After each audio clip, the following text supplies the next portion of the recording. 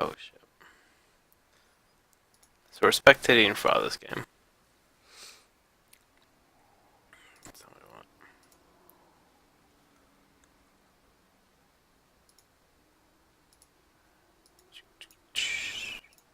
30 seconds until Alright, minions there we go. spawn. That should work.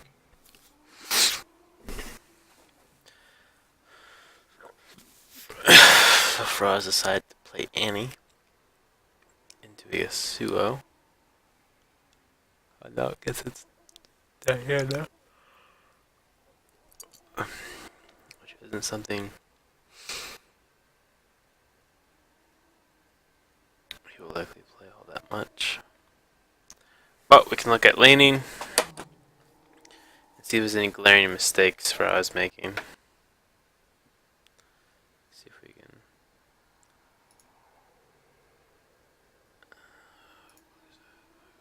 Alright, get a better idea what Fra can see.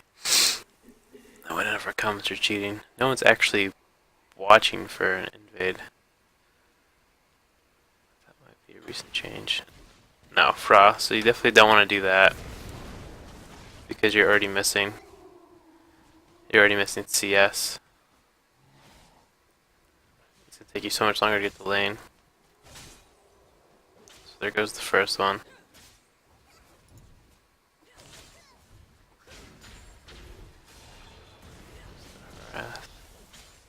And I think when you lane with Annie, you definitely would want to start Q and not W. Just because, I mean, you're not going to charge up your stun because you pretty much want to farm with Q. So just gain mana back and you can harass with Q.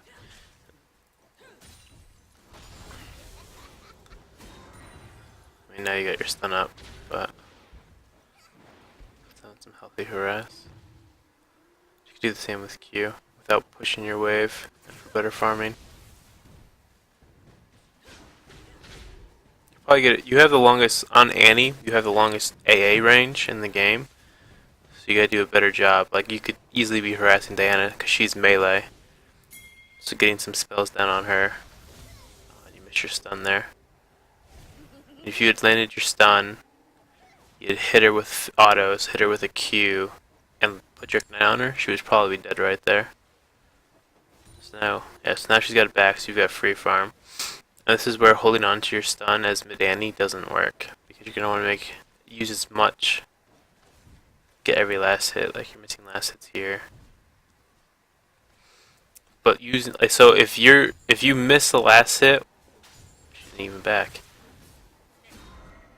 You gotta get more A's than that. But if you're missing last hits on your minions, you want to use your spells to get them. And like now you're low on mana, but your Q has a refund mechanic kicked in, and your W is rather expensive. Yes.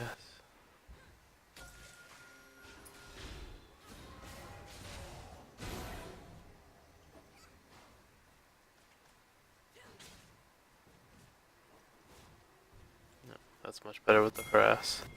And then, because you want the wave to be pushing towards you, you'd probably want to hit these with as little spells as possible. Which you're doing a good job of right now. Just getting the last hits in.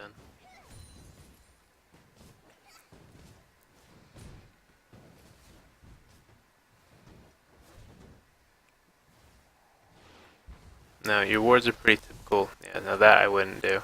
Because then now your stun's gone, which you necessarily don't need because you want to be cycling your spells anyways.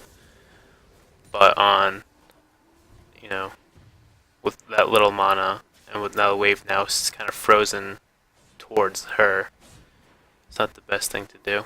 And then lane Annie doesn't really need to cycle up her stun with E. That's more of a support Annie thing to do, because you want to be using Q to help you last hit and Q to help you harass. And just going through spells like that, you'll get back to your stun. And then you can use your E to get your stun real quickly on a cycle if you need to for a trade or for defense, but you don't really want to be getting to your stun and sitting on it as mid Annie.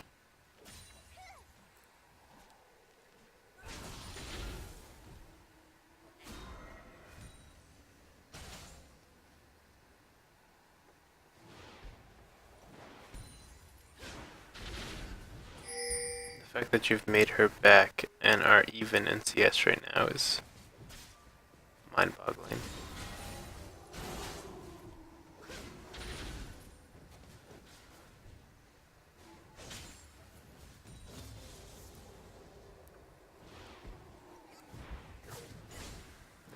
See, that's typical, but you'd want your Q there, and maybe your W there. Okay, so when you, especially on ADCs or on mids, you're gonna need to auto attack prior to the. Oh, it's a little premature all in. You don't really have a lot of harassment on her or the mana to follow up on that. So that Tibbers goes on like an 80-second CD for no real reason. So then you wanted to be using Timbers right now to harass her, but just have Tibbers in her face. You know, just alt right click, and your Tibbers will walk around. Because I mean, you could have gotten free burn damage or zoned her off that CS, rather than just have Tibbers follow you around for no reason.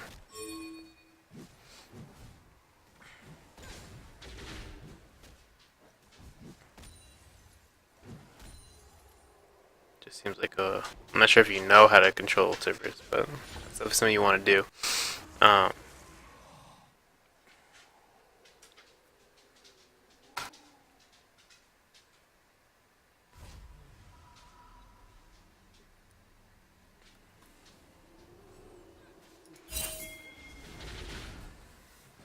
Oh, that's not a bad amount. Whoa, whoa, whoa, whoa, whoa.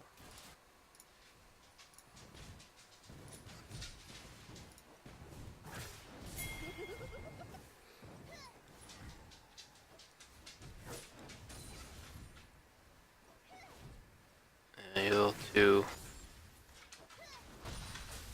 There we go. So now that she's backed again, I mean, you don't have any wards, so it's a bit risky. But you want to back, which means you want to shove this into her tower as fast as possible. So you probably should have started doing that a bit sooner. And then back immediately. She's already back to wave. She's already back to lane. And she's not going to miss as much CS as if you had shoved her in immediately. And then if you had CS better right now, you could be picking up a either large rod rather than just a. What you should be picking up is a chalice. Because pretty much all mids are mana hungry. But if you're going to go for the Roa, I can understand that. I personally would have grabbed the. You have the 1200, so you could have grabbed the catalyst, the what you're gonna build second, because that gives you more sustain. Anytime you leveled up, you would have gotten some regeneration. Makes you a bit beefier and gives you more mana pool. I understand that you've been doing a lot of harassing, so that could be why you're going for the blasting wand, but again with the leading off with Tibbers. Seems like a very. I mean, you're now in control of the lane, so maybe I understand. But this is when you're gonna want to. This is when you could have Tibbers trying to zone her off, or zone her back by using the alt right click. I guess I'm assuming that's you summoning a jungler to help you with that. But if you alt right click, oh, you're caught out. That was a poor flash.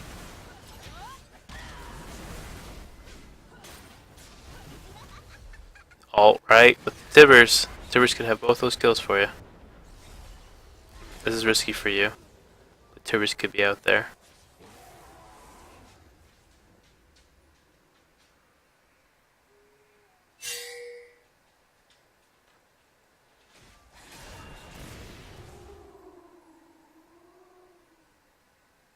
Interesting.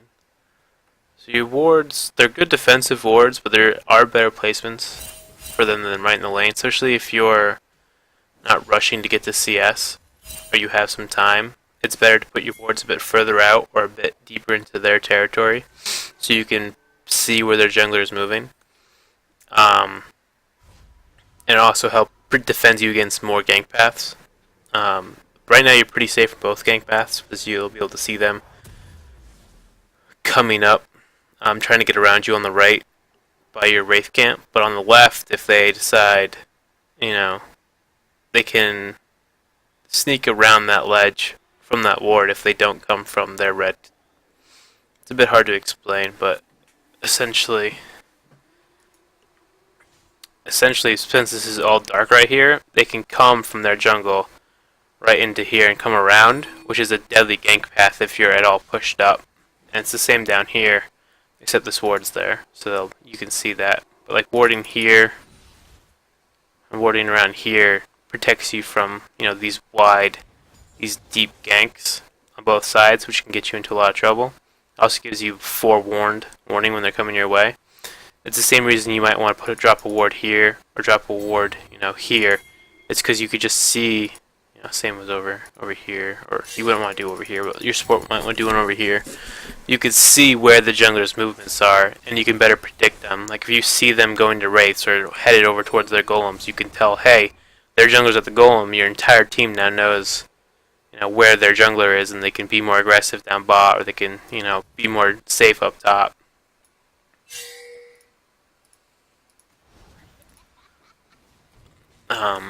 So there's, you know, different ward placements if you have the time. If you're in the middle of CSing, or if you're being pushed under your tower and you just want to get a safety ward out there to see if there's someone waiting this push for you, those are great spots.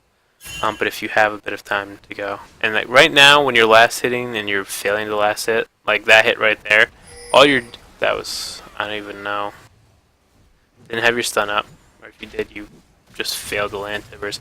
I don't know why she decided to go in with Kha'Zix right there. That was just, and that was an unnecessary flash. So right now you want to be, okay, so Tibbers is doing the attack move. You got Vi right there if you didn't see it. You could ping Vi.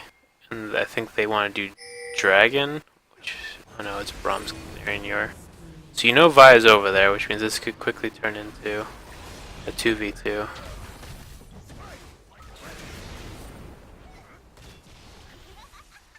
Yeah, you're blowing the W for no reason. I mean, just because you're not in range for it, essentially. And really, you need the back. You have enough. You should have enough for your. Like, you've got half health. You're barely any mana. And your laner's come back to lane fully bot. Like, ideally, you shoved it already into lane and then you roamed. And you're not going to shove it back in before they collapse on you. I mean, you know the jungler is in the bottom half of the jungle, so you're relatively safe from a top gank. But you want it to be backing before they got to the lane to shove this into the tower, because you're now going to miss all that CS that you started. You're going to miss out on that to your tower, to those minions. And you're going to take longer to get back to lane. One of the things that I've seen higher level streams do is once they land, they pretty much start their walking to here, open up shop, buying, and then continue it. And it just saves them about, you know, a second, 2 seconds. Some of them are quick enough shopping that they don't even stop. They just keep a constant pass. So apparently you didn't have enough for Roa, which is fine, but now you have the Catalyst, and you bought boots. Might have been worth considering selling, you know, the Rand's ring if it would have bought you Roa at that backup, because of the stacking effects and how much that helps you in your spike. I mean, Roa's built because she's got such short range with her spells. She's usually up in the fray. But I mean, I've seen burst Annies, and then I've seen, you know, it's pretty much how she's played. You know, build a DFG, build a Rabadons. You don't really necessarily need to get beefy just because you're going to be up close. Such a weird use of Tibbers, man. I do not understand why you keep using it. And then you just don't use it once it's up. Really all that much. And you drop your ward. Pretty safe spot, but there's better uses of the wards. And again, just practicing your last hitting, or using your spells to last hit. You've done a better job, especially with the ganks you've been getting. So you're up essentially a kill and a half. Well, a kill on outside of your 2 assists. Just in CS you're up a bit, but you know, you got to snowball a bit better because of Kog'Maw getting melted in that Varus lane. Not sure you need to flash there. But I get the safety. The Vi was right there, but the Vi had decided to start last hitting